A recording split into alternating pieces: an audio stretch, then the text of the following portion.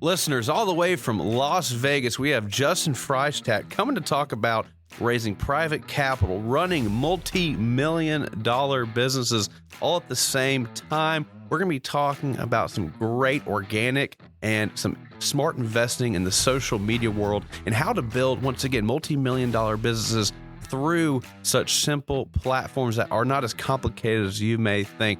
This is an episode you do not want to miss. I guarantee it. We have a very, very special guest on, an incredible talent. It's going to be the next best 40 minutes that you have spent this week. Listen now.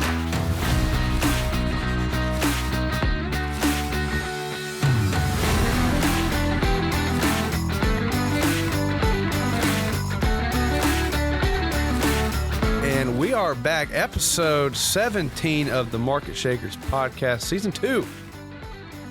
And right across from me, as our last guest flew from Houston, this guest flew from Las Vegas, really from Nashville to Augusta. Happened to be in Nashville. We're really blessed, really pumped to have you, Justin Freishtat, out of Las Vegas, formerly in Washington, D.C., the DMV area. Did some things. We'll talk about those things. And he moved out to Vegas, moved all over the place, decided Vegas was his home. Justin, how are you? I'm great. It's great to be here. And you are a doer of many things, sounds like. We've had some great conversations this morning. A little bit about yourself, a little bit like what are some really cool things about you? Tell our listeners. Man, I don't know where to start. Probably the childhood of not fitting in, terrible grades, can't get into college. Played hockey. That's the only thing that got me into college and never finished, dropped out. Okay.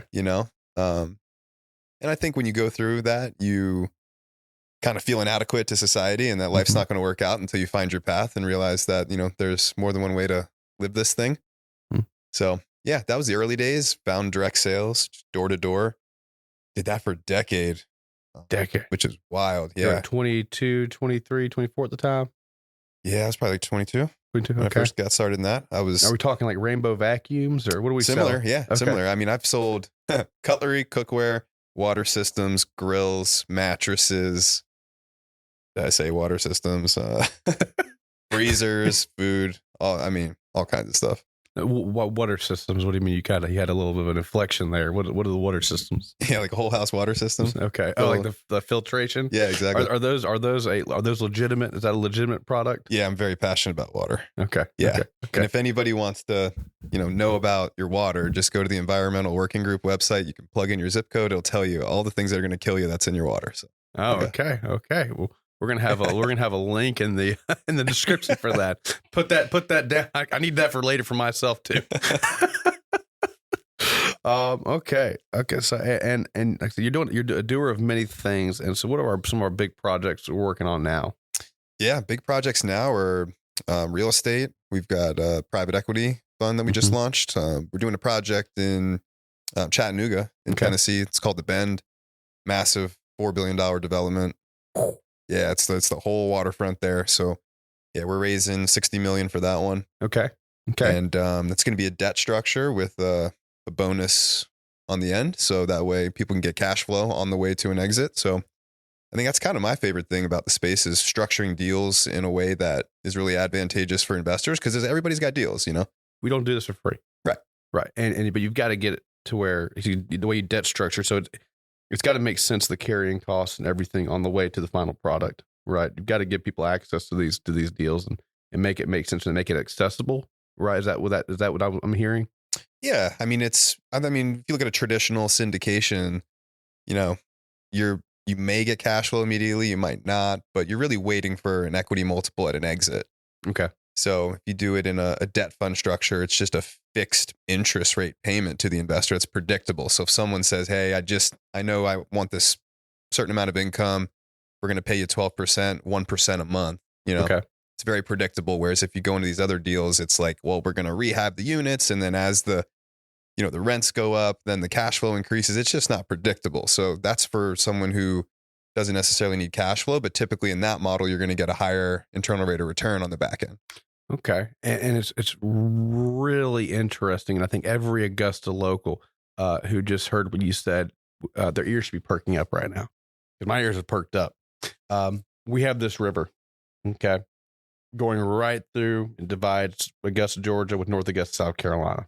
A little confusing. If you don't know, you don't know. But Yep. Outside looking in, but we're not back. We're back in Georgia. We're in South Carolina. Tell me about this. Tell me about this Bend project. What is this? What is Chattanooga doing?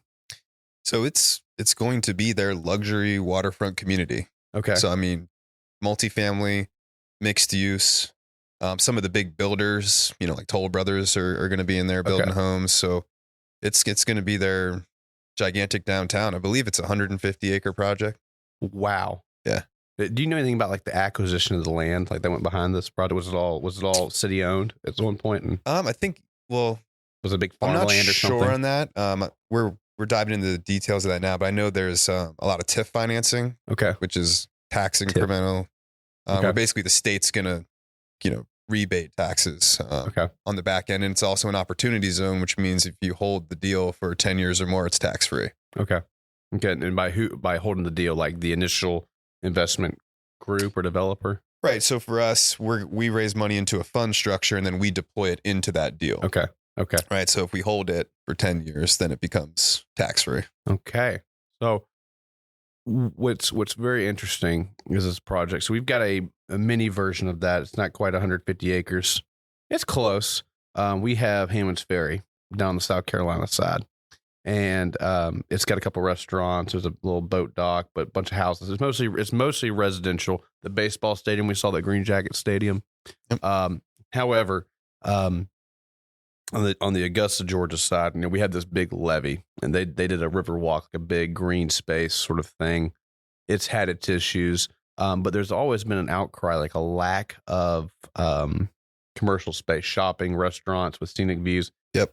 It's kind of sad that in this entire area with this massive river, we have one active restaurant that has a river view. Really two.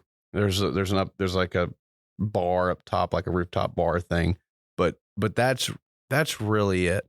On the ground level, there's one active restaurant you can sit down and watch the river and watch people boat and Yep. things like that. And a lot of us do with this levee structure we have on the Augusta side. I get it. But instead, we elected to put just houses on houses on houses along the river.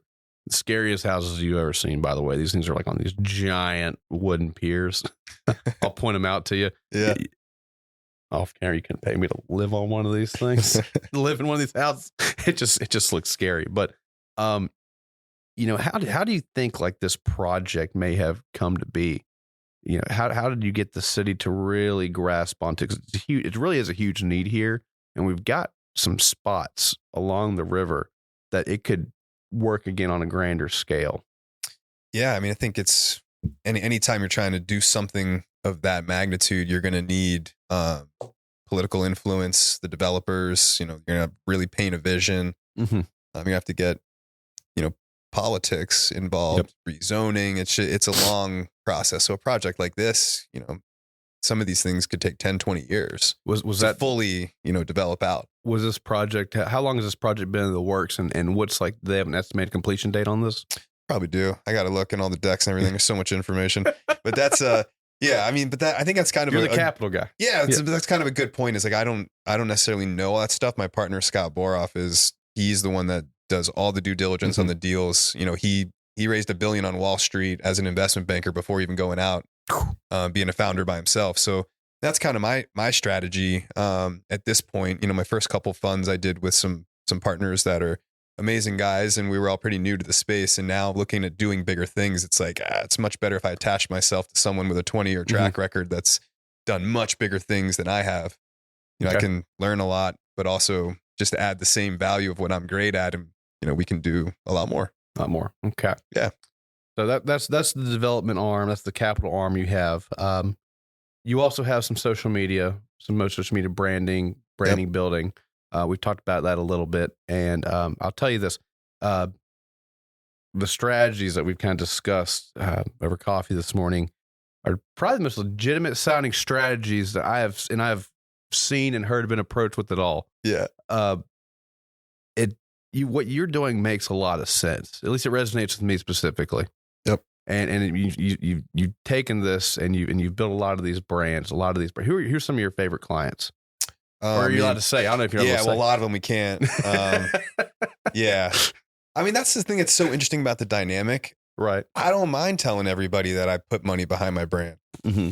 I just don't think you're going to win if you don't, because the people who do are going to swallow up the market share and you're going to lose to them. So what is this? I didn't really put this in context. So what do you do with with social media? Like, what is your company? So we build and scale and monetize brands on social media, typically personal brands, not businesses, because people do business with people. If you look at the biggest creators or influencers on social media, and then you go look at their business pages, I'm not saying you shouldn't have a business page, but you go look at it, the following is 1/10 of the human running, right? Mm-hmm.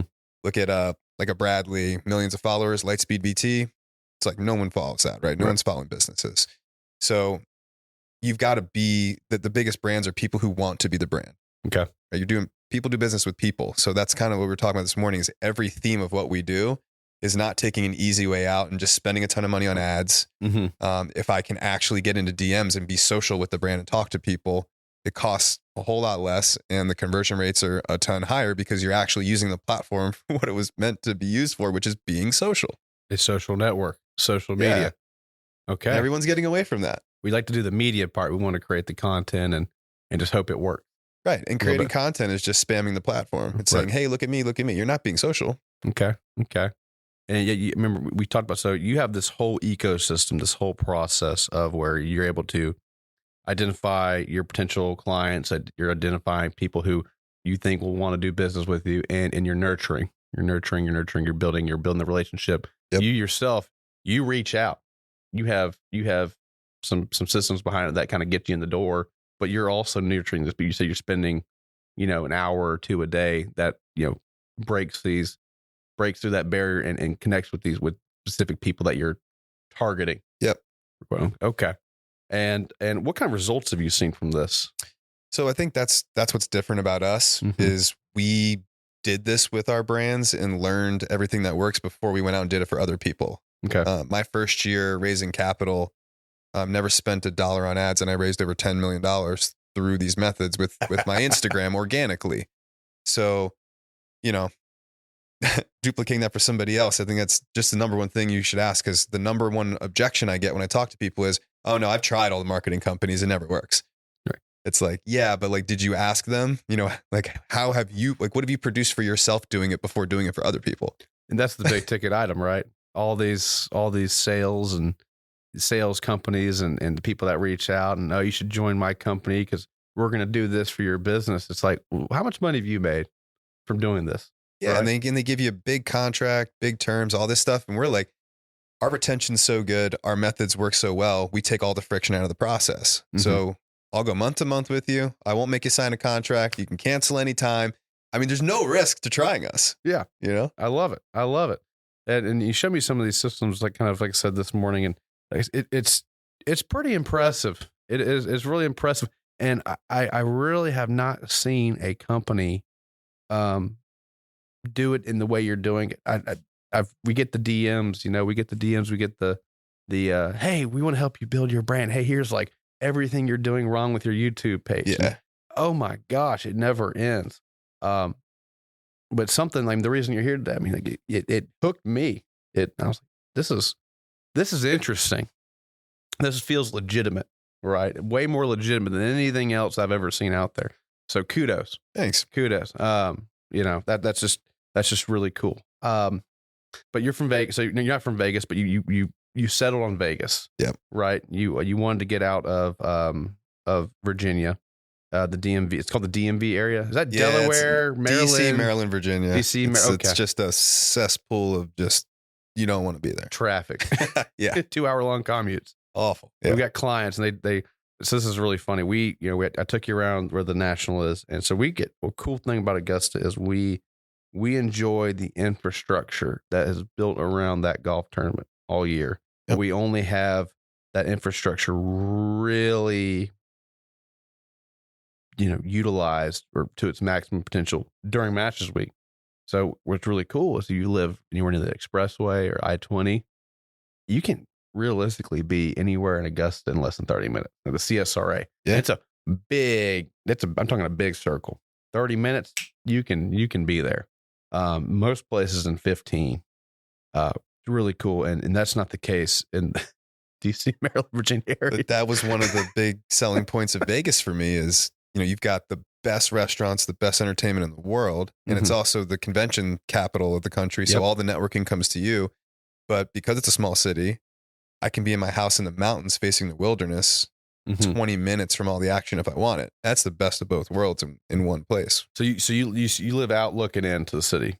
Yeah. So we started in Henderson, which is south. You can get great views there because Vegas is a bowl surrounded by like beautiful Sierra Nevada mountains. Everybody thinks it's just a strip, but there's incredible hiking, the burbs. There's so much to do. So we started there, short-term rental, did another short-term rental in Summerlin, which is on the west side. And then decided, okay, we're going to build our house right past the mountain on the back of Mount Charleston, which are ski resorts there. People don't realize that. Like it was 80 degrees down in the valley last week, but people are up skiing on the mountain. So, I mean, I'll show you pictures, like the views of my house. It's incredible. Let me know when something comes up that could be in my price point. I'm kind of interested. Yeah. That sounds great. Yeah, it's amazing. So it's like, it's just the best of both worlds. And I was looking at, no matter what, it was going to be a zero tax state. I was done with overtaxation, and I thought I wanted to live in a real conservative state. But then I was going to Dallas, Florida, like all these finalist places, and I realized I wanted to be in the most libertarian state. I just wanted the government completely out of me. So I got you. I understand. And that's Nevada. Nevada is the Wild West. It seems like it is. It's always been. It's been that way for years. Outside looking in, I think everybody knows it. But you built a company up in the DMV area, and then you sold it, and that's when you started kind of figuring out where you wanted to get your life, like to kind of resettle things. Yeah, I knew for a long time I wanted to leave, but I'm stuck. Okay, what was that company that you built up? That was Heartland Home Foods. Heartland Home Foods. And what was that? Yeah, so it was an organic food delivery company. Okay. So we would work with really high-end local farmers, ranchers. Okay. Package it up in bulk and deliver it to people's homes in 6-month increments. So they would have to buy our freezer to put it in. And you had so much proprietary hardware and Yep. And there's really, there's no margins in food. So like when you look, it was a very tough business. So that's where the appliances came in that we sold, where we could make up the margin that we weren't making in the food. Okay. And was there a reason to buy the Heartland deep freezer versus a Frigidaire deep freezer? Yeah. So ours is manufactured with a commercial compressor. The walls were a lot thicker, more energy efficient, and it came with a lifetime warranty. Okay. So yeah, it was a much better unit, but we sold it as a membership package. You buy the freezer, you're getting a lot more than that. You're getting a lifetime discount on the food, all the warranty stuff. So you're doing this before HelloFresh was cool. Yeah. When the box companies came out, like HelloFresh, Blue Apron, we were panicking. We're like, oh, they're going to put us out of business. And this is a great business lesson because it helped us a lot, because the venture capital that were behind those companies, they were spending so much money on advertising. It was putting people in the marketplace in the mindset of delivery. So inadvertently, they were marketing for us. Okay. And it actually helped our business grow. Okay. And how, because they were like, oh, this is actually a good idea. They were seeing the benefits of them. When you were approaching them, the selling was already done in a way. Well, it's just, you got to think about, in marketing, does anybody wake up and Google your product? Are people waking up looking for it? That wasn't the case. Nobody was waking up during that period of time and saying, I want to, putting into Google, where can I get 6 months of food and put it in a freezer? Like, no one was doing that. Right. But HelloFresh and all them, now all of a sudden people are like, oh, now I'm Googling food delivery, right? So they're conditioning the marketplace to want a delivery service, and we were one of those options on Google, right? Okay. So that's a very good lesson in business is go into a business where people are already in the market, because if you have to create it, it's going to be very difficult. But was this pre-COVID or post-COVID? This is pre-COVID. So we started this in early 2000s. Okay. Wow. Yeah, it took a long time, but COVID was the thing that made it just go crazy. Grocery shopping started sucking after that. All of our 24-hour grocery stores here closed down. You can't go to people. People were scared to go to the store. Yeah, they were scared. And they were like, how many freezers can I buy? Right. Like, this is a dream come true. It created a problem, and you guys were already in a pole position to solve the problem. Yep. Nice. And that's what, kind of created the exit that we were able to sell. Right. And then who do y'all end up selling to? It was a small private equity firm. Okay.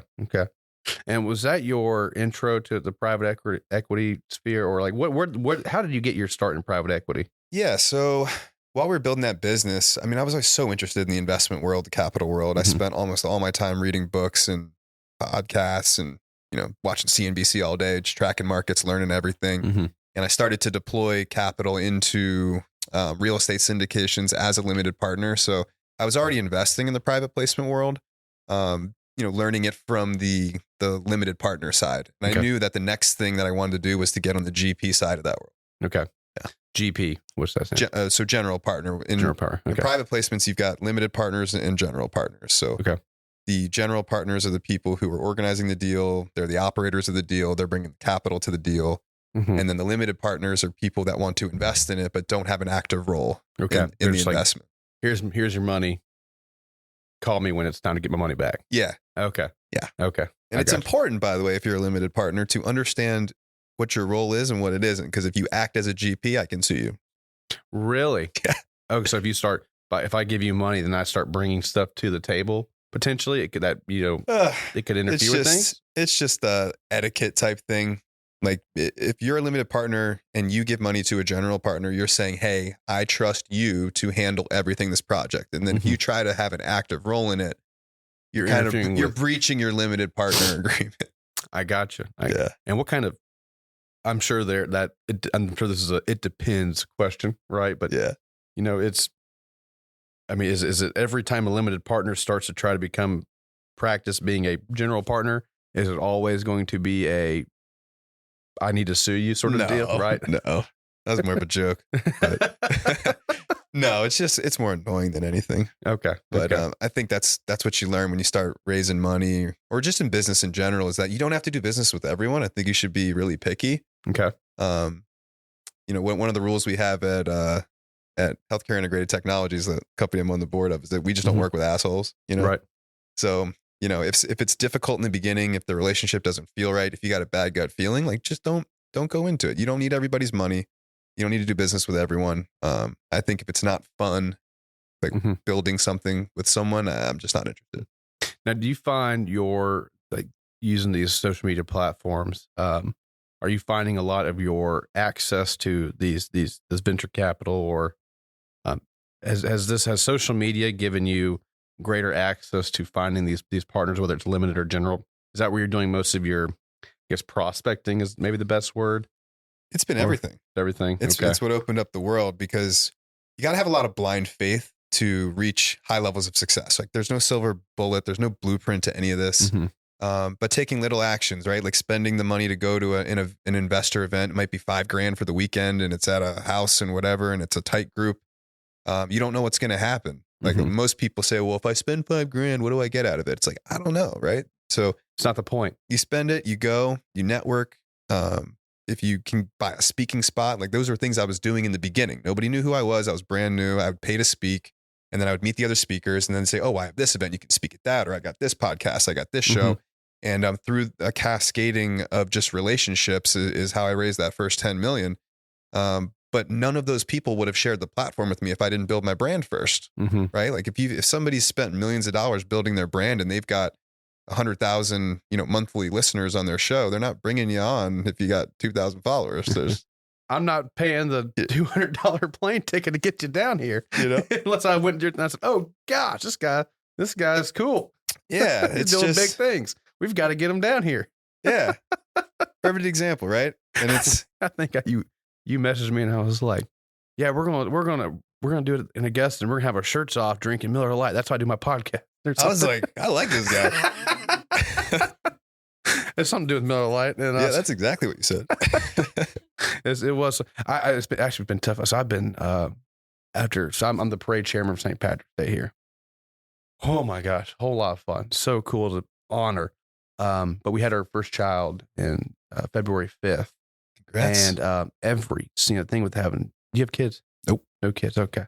You have buddies with kids, right? You go see the kids. And, yeah. I got siblings with kids. And you're celebrating, right? Yep. And so people come over and it's like every single day, I'm a social drinker. Yep. Well, the problem with that is when people come to my house and during my front porch, we're going to have a Miller Lite. Yeah. And when you DM'd me, I think I was a few Miller Lights deep on my porch. and with somebody, and and I've been drinking every single day. I'd have like one or not like a lot, but one or two, maybe three drinks because people will come over, want to see the baby. Yep. Crack cold one open. Yeah, Heck yeah, come hang out in the porch. Celebration season. Heck yeah. Yeah. And so St. Patrick comes around. I said, Aunt, I think I've been drinking like 5 weeks straight, like almost every single day. There's definitely not a 2-day period where I did not have something. Yep. And so I said, I'm going to just see if I can. I just need to take a break until Masters Week. So I've been sober since St. Patrick's Day. Okay, good. Big deal. And but we're gonna go through Masters Week. It's been tough. It's been like very tough. The weather's been good. You're out. It's like a vibe thing. Uh-huh. And how did we get on this topic again? Well, I mean, I struggle with it the same way, but I don't know if you've ever heard of 75 Hard, but yes. Okay. So I did that a couple years ago just to prove to myself that I could go 75 days without a drink. Right. And I did it. I completed it. And when it was over, day 76, back to a party again. And I'm like, what? Okay, cool. At least I know I won't drink if I don't want to. But it was. So what was your experience like going through when you first started it? Oh, it's, I don't know. For me, if I make a commitment, it's already done. Okay. So I knew going in, I don't care how hard it is, it's going to get done. Okay. It was nothing but beneficial things. I mean, the first week's tough whenever you cut booze or whatever, you just like hard to sleep, you adjust. But I mean, look, it's alcohol is a poison that we love, and you get it out of your life. You do feel better, you look better, inflammation goes down, you're sharper, skin looks better, everything's better. And I don't know why, but I love to drink. Love to drink, love to have a cocktail. I love a glass of wine with dinner. It's a vibe. Yeah. But you got to make sure you can control it because people it gets away from people. Got to keep everything in check. Yep. So I'm going through that process right now, and tell you what, it's been difficult. We're going to have you heard of the Velcro Pygmies? No. Oh man, they're going to be playing tomorrow night at our little amphitheater down here. They're like this, like you're a Steel Panther. Nope. Steel Panther's a little bit bigger version. Basically, they're just a band, like a cover band that's really, really talented, but their whole shtick is like they're still in the 80s. Big hair, headbands, no shirts, skin tight pants, the whole thing. It was funny was the last time I saw the Velcro Pygmies was when I was doing one of my little alcohol breaks. Yeah. So I've had to go see these guys twice now, like completely sober. It's terrible. Yeah, it's not the same. So you played. You mentioned. Let's go back to this. So college. You were in college. You got into college from hockey. Yeah. Like from a hockey scholarship. And which college was that? What school was that? It's UMBC. UNBC. Yeah. Small school in Baltimore. Okay. So like a University of Baltimore. It's University of Maryland, Baltimore. Okay. Yeah. Okay. So it's is that like UM, but like a satellite version? Yeah. Okay. Okay. And this school is not for you. No. I mean, that was an honors university, which right underneath Ivy League. Like, okay. Not the right place for me. Okay. Okay. You didn't go there to play school. No. And I was literally taking summer and winter classes just to be eligible to play hockey. Oh, just because I'd be failing everything. I just had an entrepreneur. I was a music major. Like it made no sense, but I just see opportunity differently. It's like if you're going to put a recording studio where I love to make music, record, mix, master, like I was great at it, but doing my work didn't make me any money. But if I networked and pulled all the rappers on campus in there and I charged them by the hour, now I'm making money in college. I got money to spend. Like, were you doing that? Yeah. Wow. So I'm failing my classes, but I'm making money. Making money. Okay. And you just carried that through. So so school kicked you out, but did you care when school kicked you out? Did it hurt a little bit? No, because I had found the path. Okay. Yeah. Yeah. No, when I did that first summer of in-home sales, and I was terrible at it, and I still got to let's say a $40,000 a year income pace. And this was in 2000, let's say 10. So my friends are graduating, making 30, 35 grand. And I'm like, I'm terrible at this. I just started and I'm already beating your asses. It's like, that's right. I'm like, yeah, I'm going to go all in on this and get good at it. Cause I could see the guys who've been doing it that were older, they were all making over 100 grand a year. And and that's who you're comparing yourself to. You're not worried about that. I'm looking at them and I'm like, I just got to just work until it just what it's you're the average of the 5 people you surround yourself with kind of deal. Absolutely. So tell me a little bit about that. We've got probably about like 10 more minutes here. Yeah. Tell me about, well, first of all, how, you got to let your buddies know, you're like, hey, I'm kicking your ass. Yeah. We got to kind of quit it after a little bit because you're just really getting. Yeah. That's what we're trying to figure out in my little psyche here. You know who you are, guys. Anyways, but how have you got your really personal relationships? You're married. Yep. And you get your really tight, close personal relationships. You get your college buddies.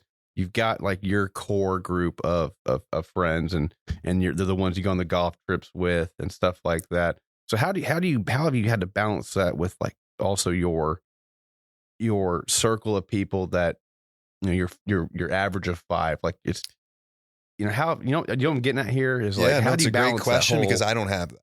Right, okay. I don't have the college buddies. I don't have the high school buddies. Maybe 1 or 2 that I see maybe once or twice a year. Okay. And people that try to have all areas of life, I might get this wrong, but there's 5. There's your family, there's your money and your work, you got your hobbies, your lifestyle, and social. Like you try to have mediocrity in all 5, that's you'll just be average. Okay. You can only be exceptional in 3 categories at a time. So starting in sales, I'm still hanging out with my hockey buddies after playing men's league, drinking beers in the parking lot till 2 in the morning. Then you're hungover and you don't sell the next day, right? So got rid of that, double my income, right? There's all these things that I got rid of that took me to the next level. One of them's friends and hobbies, like the music, the hockey. It all had to go for me to do the things that I've done. What were you playing music wise? Sorry, by the way. What, like you just producing? What was your music? Do you have a musical instrument? Yeah, so guitar was my focus, but I could play drums, piano, guitar, bass, like all of it. Do you still play it all? I sold everything. Okay. I sold it all because I got to be all in or all out. And I basically said, I'm going to go, create massive amount of wealth, and I'll come back to this later in life when I can do it, from my beach house in Maui. Okay. Or fair. Whatever, So we moved on from the hockey buddies at 2 a.m. Yeah. So that rule of 5 thing is so true. And if you're early in the journey, you can't get around the people you need to yet. So the rule of 5 is who you spend the most time with. It doesn't need to be physical. So for me, it was Grant Cardone, Brian Tracy, Zig Ziglar, like all these gurus. I spent all my time doing in-home sales, but in the car, listening to all those books. And then when I get home, I'd read those books. So I spent all my time with the greatest people. They just didn't know it. Right. Until eventually my mentors became my circle, my friends. And now I hang out with billionaires, Okay. So yeah, until you can actually be in the room with those people, you got to do it virtually, I guess you could say. Listen to their stuff and read their stuff. And yeah. Okay. And what have you found? This is kind of interesting. I'm thinking now, my question is, you read their product, you absorb their product, their content. Yeah. And then you meet them in person, right? What do you typically find there? Normally, look, everybody's just a human. And it's interesting because if you study them first and meet them, you're going to have a little bit of like, you just can't help it. Like you're a little bit of a fanboy about it internally. You just don't show it. But, the butterflies. Right. But I've had experiences where I would meet somebody I didn't know who was more successful than them. Okay. And we had a total, like just like this. Right. And then what if after this, I find out you're a billionaire? Like that's happened to me before. Okay. Right. Oh yeah. Yeah. And so it's different. So now when I meet, they say like, don't meet your idols. I think it's the greatest thing ever to go hang out with the people that you studied. This is but some of them are like remarkably special and talented, and you hang out with them and you're like, it makes complete sense why you are where you are. You are that special. Do you see that as, I would take you at first as a person who you don't really see your ceiling. You don't really know what your ceiling is yet. You're just continuing to go. We're in the middle of that, right? We're younger. We're like, we don't know what our ceiling is yet, but we're going to keep going. We're going to find, we'll see. Yep. Right. Is that for you as well? Yeah. I think there's two things to that. Number one, you'll never beat your potential in the distance you can dream. Like your potential kind of is the distance you can dream. Right. Okay. But at the same time, I've learned to let go of outcomes. The more you focus on outcomes, the more miserable you'll be in the process. And then you miss the whole ride. Like I've been through that whole like set big goals, it leads you for a depressing journey to hit it and then immediately crash because now you need another one. So you're washed. babe.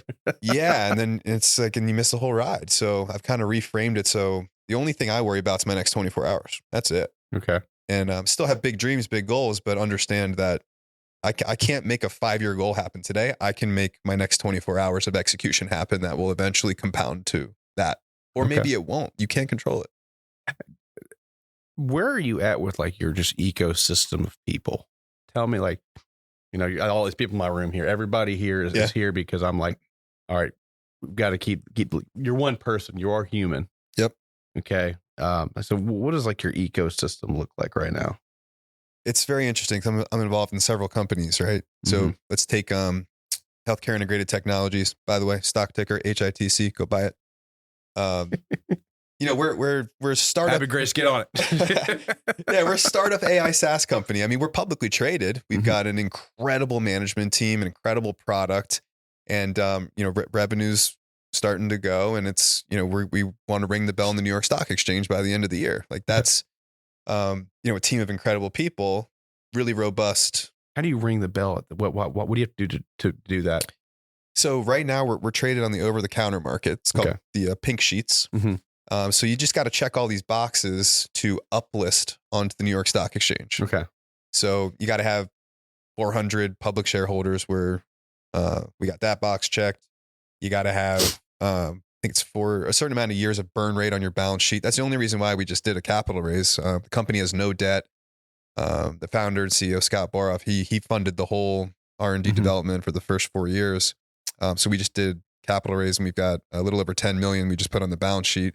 Check that box. So the only thing really left, we're fully audited, reporting, everything's in good standing. We just have to get the stock to $2 and then we can uplist. So the bell ring is like hey, you made it. Yeah, it's like congratulations. Every day when the stock market opens, you go to CNBC and you see somebody up there clapping and ringing the bell. That's like that's a big day for them. The bucket list moment, and we're pretty close. Okay. Yeah. What's the goal? When are we going to be doing that? Yeah, I'd love to do it by the end of the year. Okay, so I was going to ask you what's the big goal this year, and that's it. I'd so we're say going to that's see you the on big TV. Goal. Yeah, I need you to just shoot me a text. Hey Matt, turn on MSNBC like 9 a.m. Definitely not MSNBC. Not MSNBC. CNBC. We got to correct that one. Fox Business or Fox Business. All of them. Yeah. So I want to text. Hey Matt, turn it on 9 a.m. We're just. Yeah. Okay. Cool. Yeah. Cool. I'll film it. I will make a commitment. We'll make a commitment on air to help celebrate here in Augusta for you too. I love it. I'm looking forward to that day. Okay. Yep. So that's a big goal this year. Do you have any other big life goals that we're trying to focus on in 2025? What are we excited about? Yeah, a lot of things. I really want to see interest rates come down. Okay. So we talked about that a little bit. Yeah. I got some strenuous positions in multifamily right now that are, that's the investment world. If you think you're going to win all the time, you're just not. So yeah, we've got some deals that are not doing so well that if rates can come down, we get them refinanced. Insurance costs can come down a little bit. We can stabilize those. So I'd like to see that. And then the marketing business is kind of the opposite of that healthcare integrated technology situation. We're just 3 guys that have built this 7-figure company, and it's the opposite. We don't want to make it this massive $1 billion valuation. We've got a nice cash flow engine. We just want to work with, entrepreneurs like you. And, we don't take a ton of clients, but it's a good low overhead cash flowing business. So you can be in both worlds at the same time. I love it. So we're focusing we're focused on these. There's like three core businesses here. That is what our focus is this year. You got some multifamily that's a little more generally spread out, but those are 3 sectors, right? Yep. Okay. And we're growing, and okay. Well, good. You're in Vegas. What are some things, and we'll end on this right here. We like to always ask our guests this question here. Yep. You're in Vegas. You said you're going to continue to be in Vegas as long as you can. Lots of great things. Some big things in Vegas right now. F1 is off to we're working on their 3rd year for the F1. Yep. It's been a resounding success. I've been following that. I'd love to go one day. Let's do it. You got the A's coming. They blew down the Tropicana and they're building that. That'll be done in 2 years, I think. Right? I don't know the timeline, but there's a lot of things coming. Mark Wahlberg's bringing a $1 billion studio. We got Hollywood's moving to Vegas. Yeah. What are you most excited about for Las Vegas in general? I think for me, it's the real estate play. Okay. In terms of like, if you see what's happening right now with property taxes going up, all of a sudden Texas and Florida have a massive inventory spike. Mm-hmm. You know, people are like, I just can't afford to pay this anymore. Right. Vegas, you have right next to California, the most tax oppressive state. Mm-hmm. People, inflation, they're getting squeezed out. Where do they go? They go to Vegas, they go to Idaho. Boise was like the number one producing city for a couple years. There you go. It's the same thing, right? So the unique thing about Vegas is, again, it's a bowl surrounded by mountains that you can't build on, government protected land and Indian reservations around it. We're running out of land, and we have the highest inflow of population right now in the whole country. So wow, yeah, it's going to be good. And one thing, the Mavericks are maybe making some rumors, they're trying. It's crazy to think about why you would want to move a team out of Dallas. Right. That's how big picture that is with Vegas. I mean, there's that whole trade with Jokic, right? It's like, they're just trying to make it a bad team again so they can move to Vegas. Yeah, apparently that's what I've heard. Right, that's the rumor. Yeah, Vegas has become a legitimate contending city outside of just game. Yeah. Wow, Justin, it's been a pleasure. It's been an incredible 40-minute conversation. You've been listening. You haven't picked up on some cool things here that I'm sorry. But it's been a pleasure, man. Thank you for coming on, and I wish you the best. Look forward to staying in touch. Absolutely. Thanks, brother.